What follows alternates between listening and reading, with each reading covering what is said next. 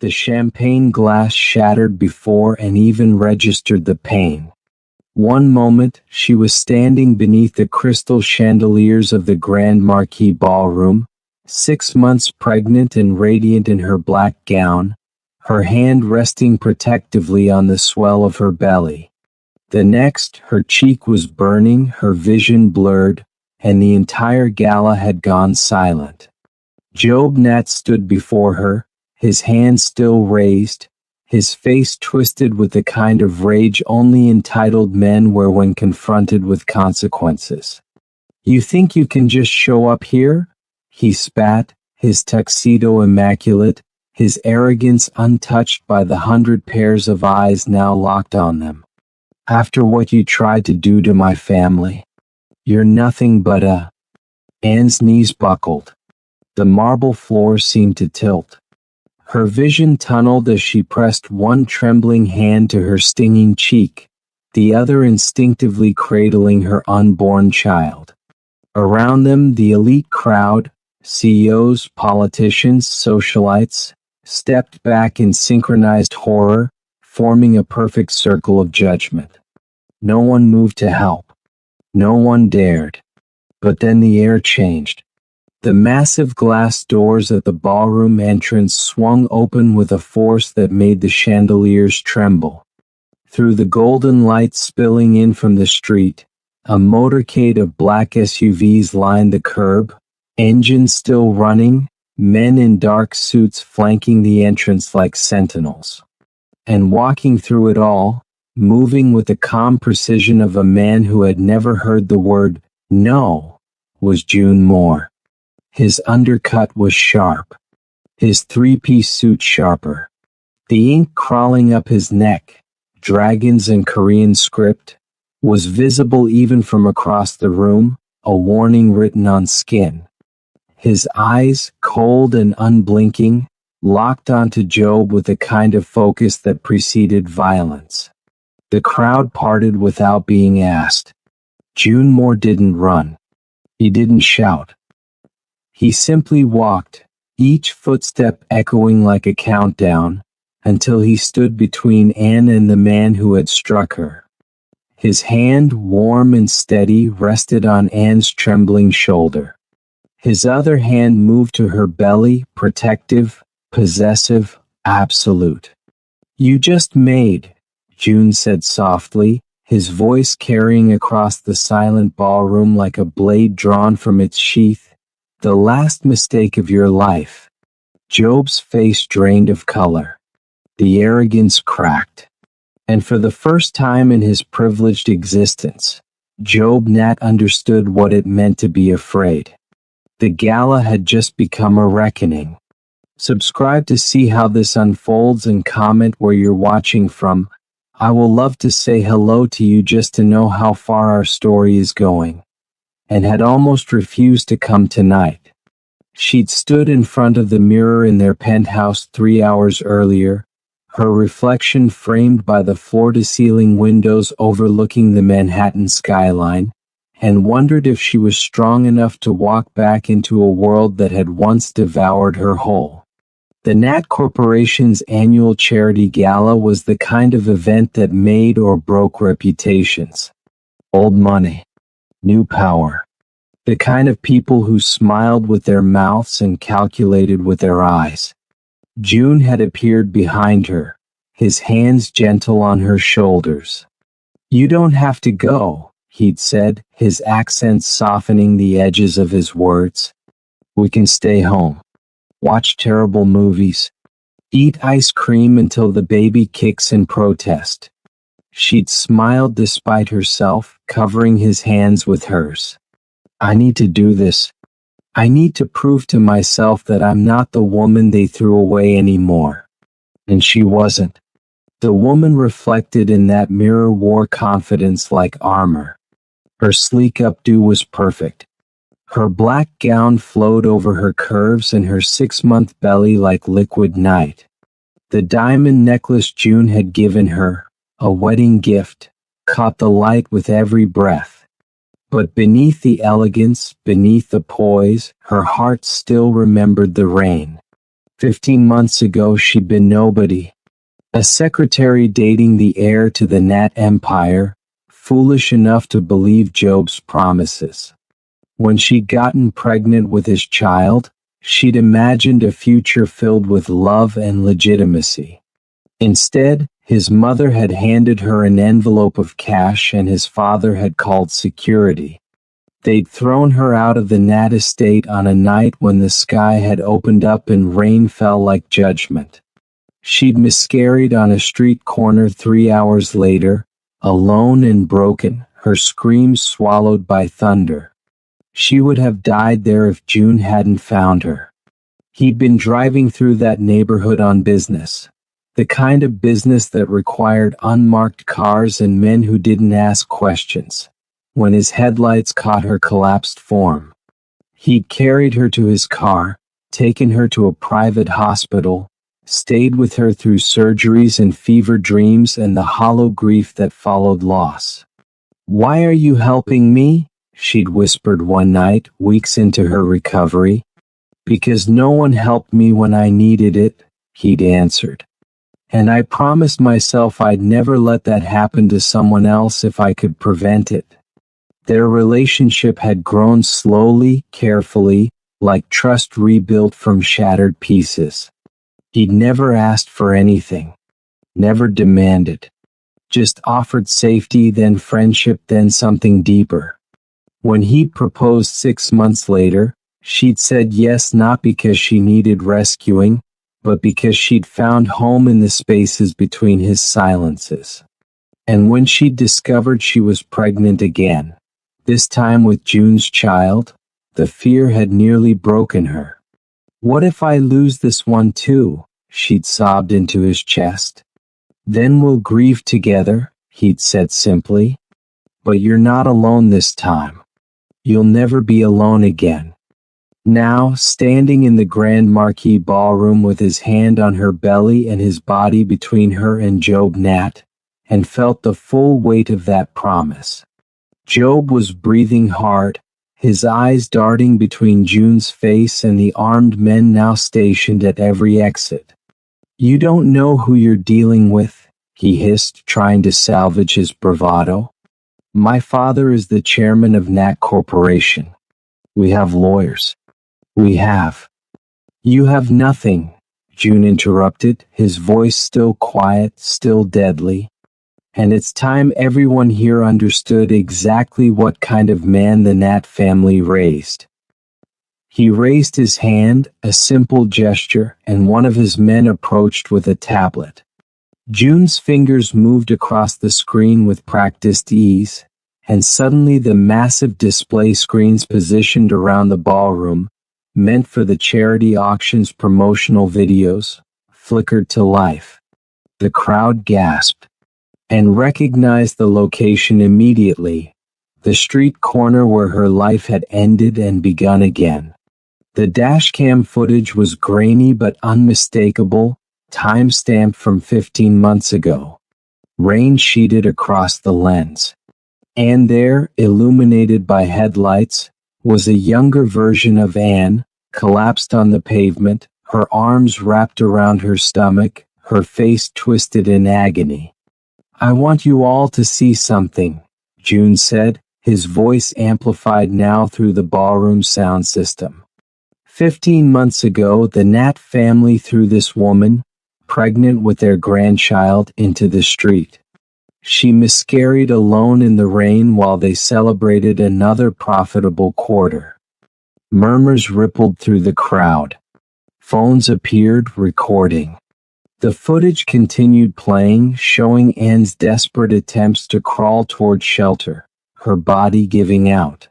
Job's face had gone from pale to gray. "That's not, you can't."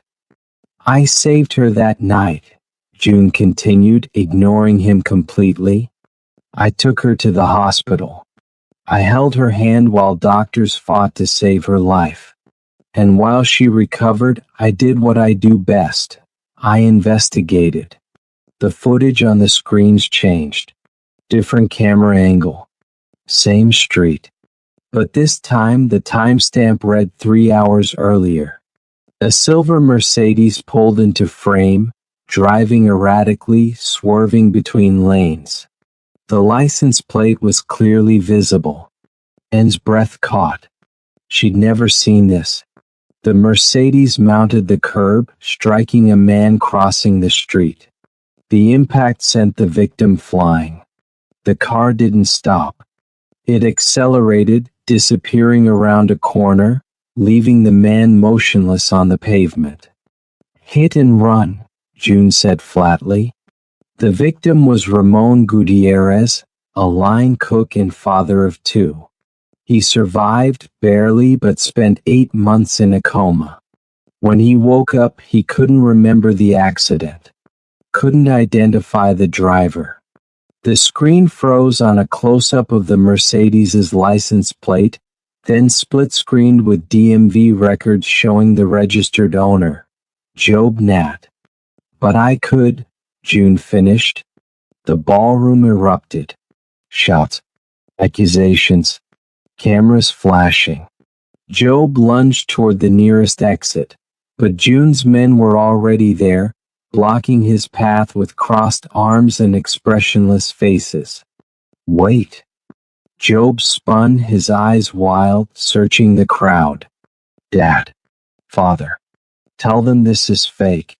Tell them. Chairman Nat stood near the auction stage, his silver hair immaculate, his tuxedo pressed to perfection. For a long moment he simply stared at his son, his face carved from stone.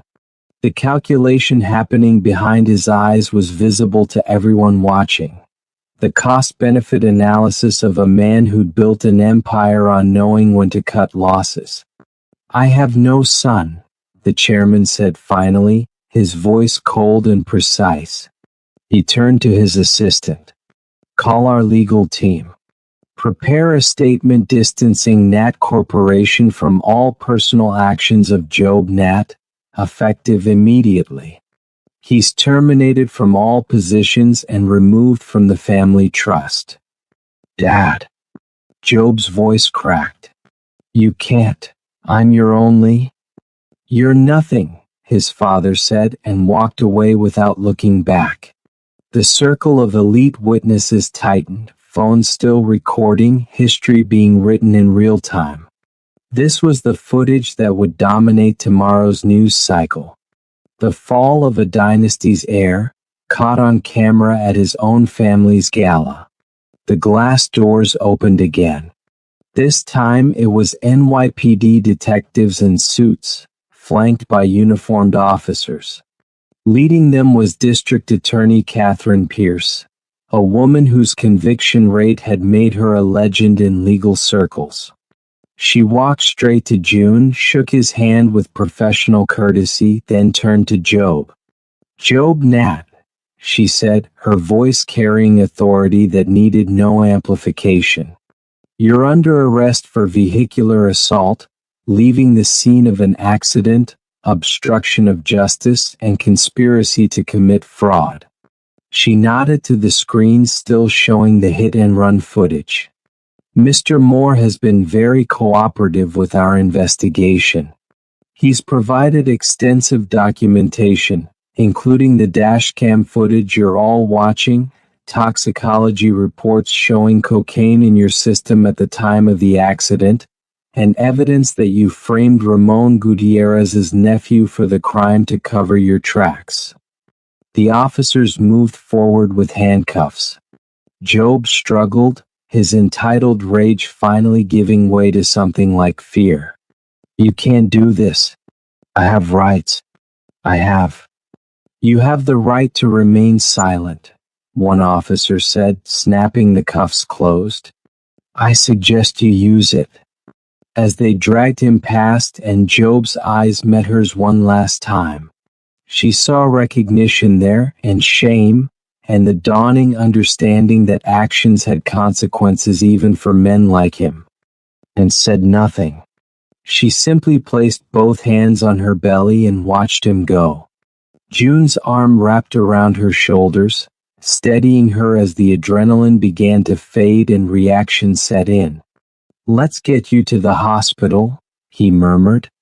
Make sure the baby's okay. She nodded, suddenly exhausted, and let him guide her toward the exit. Behind them, the gala had dissolved into chaos. Reporters shouting questions, guests forming camps of gossip, the chairman's security team working damage control. Button wasn't looking back anymore. The private hospital room was quiet, all soft lighting and beeping monitors. The ultrasound technician had spent 20 careful minutes checking every measurement, every heartbeat, every flutter of movement. When she'd finally smiled and said, "Baby's perfect. Strong heartbeat, good position, no signs of distress," and had cried for the first time all night. June sat beside her bed now, his hand engulfing hers, his thumb tracing circles on her palm. The tattoos on his neck seemed softer in this light, the dragon less menacing, more protective. "There's something else," he said quietly. "Ramon Gutierrez, the man Job hit, he's 4 floors up. Still dealing with physical therapy, still rebuilding his life. His nephew Victor has been in prison for 14 months on charges Job fabricated to frame him for the accident." Anne's eyes widened. Victor was innocent? Completely. Job paid witnesses to lie, falsified security footage, planted evidence. Victor took a plea deal because he couldn't afford a defense attorney and didn't want his uncle to suffer more legal fees. June's jaw tightened. "I've already contacted the DA. With the evidence I've provided, Victor's conviction will be overturned by morning. He'll be released by noon tomorrow. Can we be there?" Anne asked. "When he gets out?" June smiled, the expression transforming his usually severe features. "I was hoping you'd ask." They met Ramon and his family in the hospital's garden courtyard the next afternoon. Ramon was in a wheelchair, his left side still weak from nerve damage, but his eyes were clear and grateful. His wife, Isabella, kept one hand on his shoulder while their 2 daughters, 8 and 10 years old, clung to each other nearby, suddenly shy. "I don't know how to thank you," Ramon said, his accent thick with emotion. "You gave me my nephew back. You gave my family justice. You survived," and said softly, kneeling beside his wheelchair despite her belly. "That's what matters. And now the man who hurt you will face consequences." "What will you do now?" June asked. Ramon glanced at his wife, some unspoken conversation passing between them. "The hospital bills took everything. Our house, our savings. Isabella's been working 3 jobs. I want to work again, but who will hire a line cook who can't use his left hand properly?" June pulled a business card from his jacket. "I own several restaurants in the city. We need a consultant who understands what it's like to rebuild after trauma. Someone who can help design menus and kitchen systems that are accessible for people with disabilities. The pay is good. Health insurance is better. And you'd be helping create opportunities for others like you." Isabella's hand flew to her mouth. Ramon stared at the card like it might disappear. "You would do this? For us? You suffered because a coward ran away from his mistakes," June said simply. "I'm just making sure he doesn't get away with it twice." Later that afternoon, they stood outside the correctional facility as Victor Gutierrez walked through the gates, his release papers clutched in one hand, his eyes squinting against sunlight he hadn't seen without bars in over a year. He was 23, tall and lean, with his uncle's kind eyes and his mother's stubborn chin. Ramon wheeled himself forward, and Victor collapsed to his knees in front of the wheelchair, his shoulders shaking with sobs. "Tio, I'm sorry, I should have fought harder, I should have." Show me, Joe, Ramon whispered, his good hand in Victor's hair. You're free now. That's all that matters. And watched from a distance June's arm around her waist, and felt something shift inside her chest. The weight she'd been carrying, the shame, the anger, the grief, didn't disappear. But it became bearable. Sure. Transformed into something that could build instead of break. I want to do this, she said suddenly. I want to help people like Victor. Like me. People the system throws away. June looked down at her, understanding immediate in his eyes. Tell me what you need. 6 months later, the building was ready. Second Chance's home occupied a renovated brownstone in Brooklyn, its facade painted a warm golden yellow that caught the afternoon sun. Inside there were 12 beds, a commercial kitchen, a nursery, counseling offices, and a legal aid clinic. The staff included 2 social workers, a nurse practitioner, a lawyer who specialized in domestic violence cases, and Isabella Gutierrez as the house manager. And stood in the common room, one hand on her lower back, the other supporting her now 2-week-old daughter asleep in a wrap against her chest. The baby, they'd named her Hope, had arrived 3 weeks early but healthy, screaming her arrival into the world with June's eyes and Anne's stubborn chin. The first resident arrives in an hour, Isabella said, checking her tablet. Pregnant, recently homeless, fleeing abuse. Just like, she stopped, glancing at Anne apologetically. Just like me, and finished gently. That's exactly who we're here for. June appeared in the doorway, his suit replaced with dark jeans and a simple black shirt, the tattoos on his neck fully visible. He'd taken a step back from certain aspects of his business in recent months, delegating more, choosing legal ventures over shadowy ones. Fatherhood had softened some of his edges, though the steel underneath remained. There's someone at the door, he said. For you. And followed him to the entrance, Hope still sleeping soundly against her heartbeat. A courier stood on the steps, holding an envelope. And more? This is from Rikers. Inmates can send approved correspondence. Her hands trembled as she opened it. The handwriting was shaky, rushed, desperate. I don't deserve your forgiveness. I don't even deserve to write this letter. What I did to you, what my family did to you, there's no apology big enough. I took everything from you because I was a coward. Because I thought money and names made me invincible. Prison has taught me what you already knew. Power without character is just cruelty wearing a suit. My father hasn't visited once. My mother sent divorce papers to protect the family name. The lawyers I thought I had disappeared the moment the evidence went public. I have nothing now except time to think about every mistake I ever made. And my biggest mistake was you. Not because I lost you, but because I never saw you as human until it was too late. I know you're married now. I know you have a daughter. I saw the photos from the charity event where Second Chance's home was announced. You looked happy. You looked free. I don't expect forgiveness. I don't even want it. I just wanted you to know that you won. Not because I'm in prison, but because you turned your pain into purpose while I let mine turn me into a monster.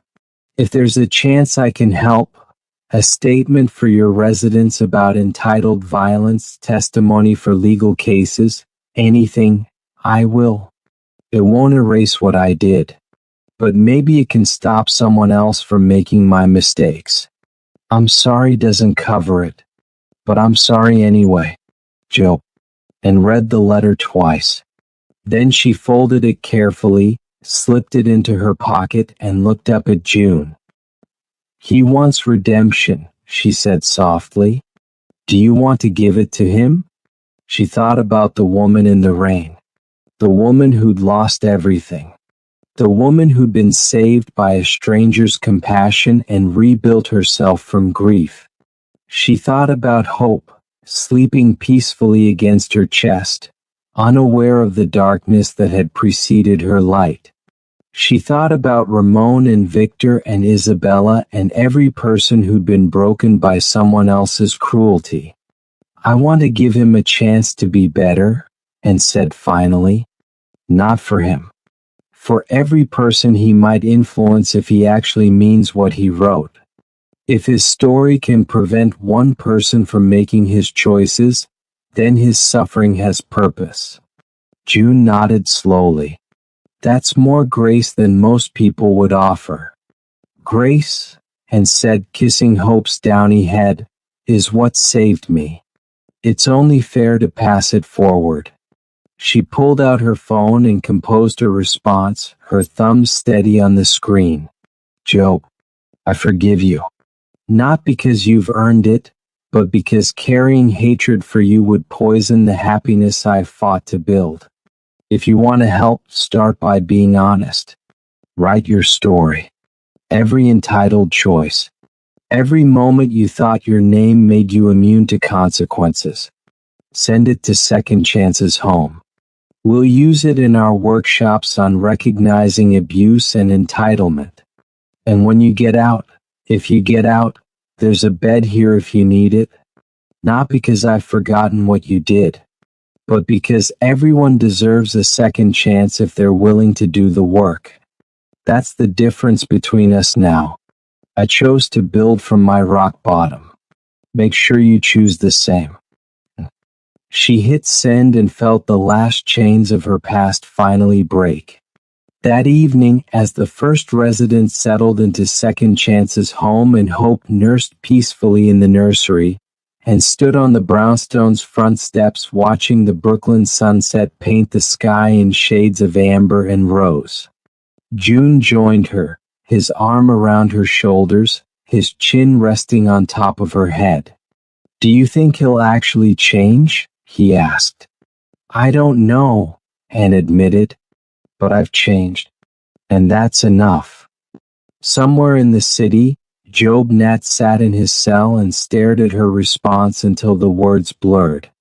Somewhere else, Ramon Gutierrez prepared his first accessible menu design for June's restaurant. And in a dozen different corners of the city, women who'd been thrown away began hearing about a place that offered second chances. The cycle was breaking. The story was changing. And more. Survivor, wife, mother, founder, finally understood that the best revenge wasn't destruction. It was building something beautiful from the ashes and inviting others to warm themselves by the fire. Hope stirred against her chest, yawned, and settled back into sleep. June's hand found hers. The sunset deepened, and the world, for once, felt full of possibility instead of pain. YouTube outro. Soft, emotional music fades in. And that's how Anne turned her darkest moment into a beacon of hope for others. From being abandoned in the rain to building Second Chances Home, she proved that your past doesn't define your future. Your choices do. June gave her safety when she had nothing. She gave herself purpose when she could have chosen bitterness. And Job? He got exactly what entitled cruelty deserves. Consequences. But here's what I want to know from you. Music swells slightly. If you were Anne, would you have forgiven Job?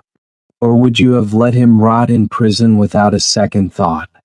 Drop your answer in the comments below. I'm reading every single one. And speaking of comments, where in the world are you watching from right now? New York? London? Lagos? Tokyo? Seoul?